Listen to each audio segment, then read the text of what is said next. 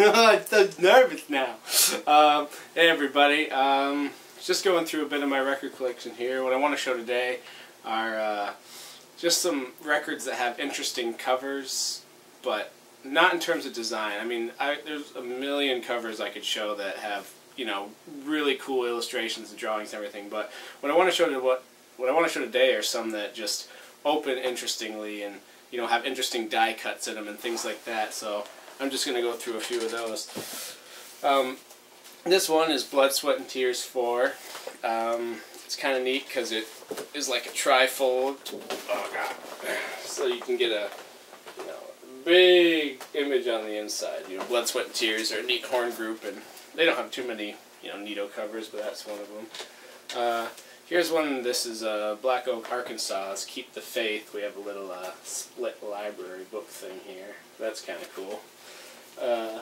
This one I'm actually borrowing from my uncle, so it's not mine, but once again we've got another split cover kind of thing going on here. And you'll see that, you know, this is Alice Cooper's, I believe, from the inside or something like that. You can open the little door. Oh, there's Alice. He's inside. He's inside the little door. Goodbye, Alice. On the back we also have a set of doors that open up. Whoa, neato. Once again, here's another split. Emerson, Lake and Palmer's Brain Salad Surgery. It's a classic. A little bit of Geiger art on the front. Opens right up there. Very neato, pretty. Another one that I believe this is a trifold, which I like this one a little bit better than the Blood, Sweat, and Tears because it's got, you know, this amazing illustration. Wow, God, it's crazy and it's colorful and there's a fly on the back. That's Dr. John is a cool singer. And actually, ironically enough, one of the songs in here is like, Brain Salad Surgery, or I think he says that, which I don't know how it relates across, but here we have a triple album by Emerson, Lake and Palmer. This one I'm only showing just because the records hide behind these somewhat die-cut E, L, and P's, unless this is the cover that's ripped to crap. I've had a few of these because it's hard to find one with all the letters still on there. Oh, it's neato. Here's some textural albums, which this isn't going to be a benefit to you. I shouldn't even really show this one. It's only really got a bit of bevel, but it does feel very nice. Same with Blue Cheer's Vincibus Eruptum. If you can see a little bit of the reflection going on there, I don't know, but it's, you know, got sort of this metallic quality and this leather texture about it. It's very cool. Deodato. This one didn't seem like it. I'm sure there's more I'm missing, but this one all of a sudden you turn it. Oh my God, that guy he's popping out a little bit. He's beveling. John Lennon, Wallen Bridges. This is a terrible condition copy, but you know, I mean, you must have had one of those books as a kid. It's so much fun. I'm sure there's pieces of that missing. This one's not that interesting. It just pulls out of the top and has a little place to grab. I don't know what is that. Here's some die cuts. This one's really falling to pieces. It's the way I found it. I didn't break it myself. It's Sticks 2, which, oh, here we go. Alright, die cut. I'm going to look through every die cut that I have just to illustrate it. Okay. This is Manfred Mann Earth Band, Mess. This is Herbie Mann's Push Push, featuring Dwayne Allman on guitars. Here we've got Back to the Roots, Ramsey Lewis. Not exactly.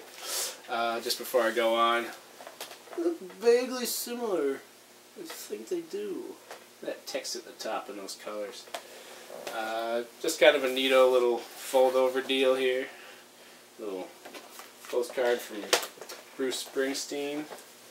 I've got a similar deal here. Don't look at, I don't know, I tried to save this album. It's such shit shape, but it's cool and it flips open. I think I'm dying just holding it. We've got a Lee Michaels with, actually the interior image is printed on the sleeve, or something like that with the Harry Chapin album I didn't bring out.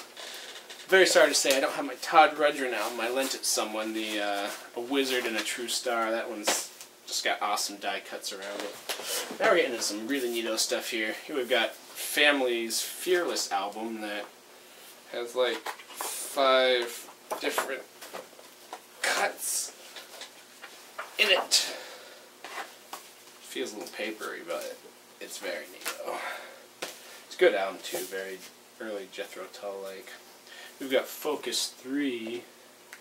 Hopefully you can see that. And there's a little bit of inset here too, which just adds like a very nice, you know, you could print it like that, it would look like that, but it's like there's really one layer of paper behind there. It's great.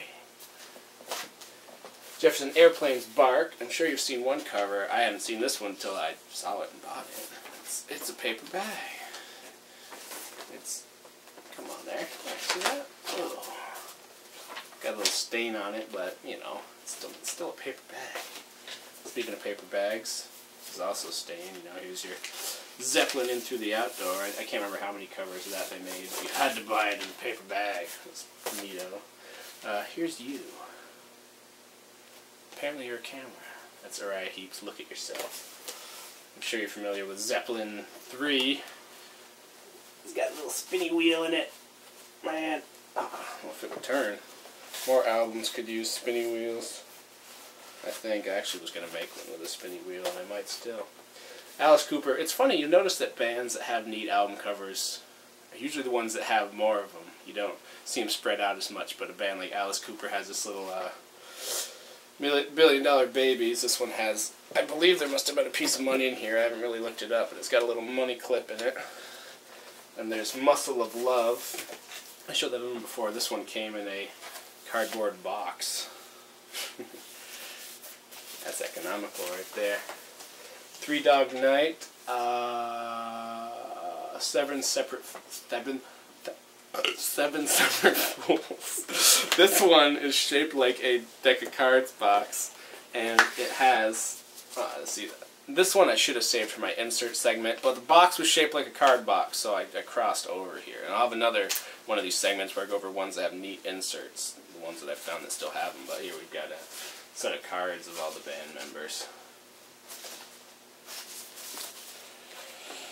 See if I can get those back in there. So we've got a nice little segment in here to keep everything separate so your cards aren't destroying your record. That'd be terrible. Grand Funk has also been bold enough. This one's just shiny. Has stickers. I should save this too. I gotta put these stickers on. And they're naked! Love it. I love it. This one. Yeah, I can totally show you how this works. Okay, where are the glasses? Well, I know I have them. They have to be in that shelf. This is shining on. It's in 3D, and it came with 3D glasses. And the insert itself, here they are. Here, so you, the viewers at home, can understand. I just cross those two images, and you'll get what is going on. They've also had, this was an early one I got. It was E Pluribus Funk. It's a coin! It's awesome. Here we've got Hawkwinds In Search of Space. This one's just neat, as it's got a little tab. Folds out into two segments, and then a third segment drops down, so your record can fall on the floor and break. Jethro Tull is also a band that has quite a few good ones. And this is Stand Up. They stand up.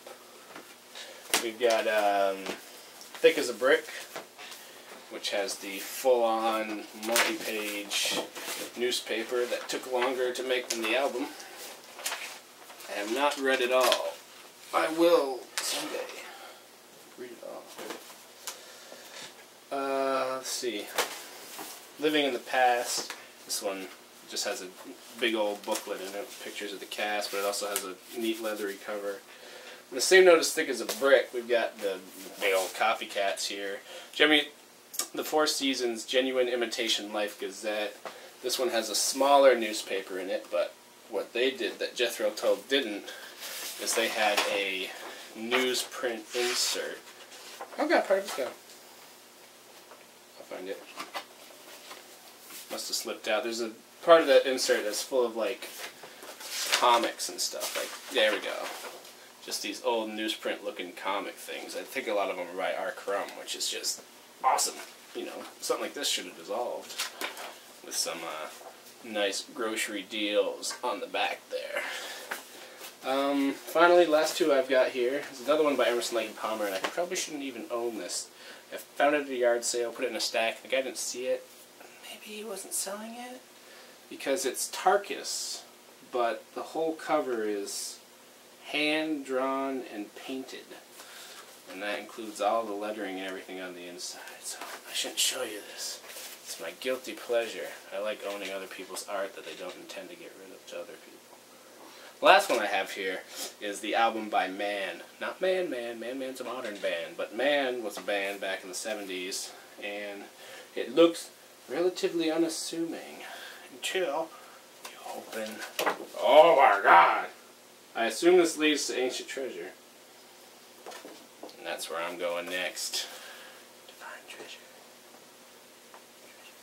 Thanks for watching.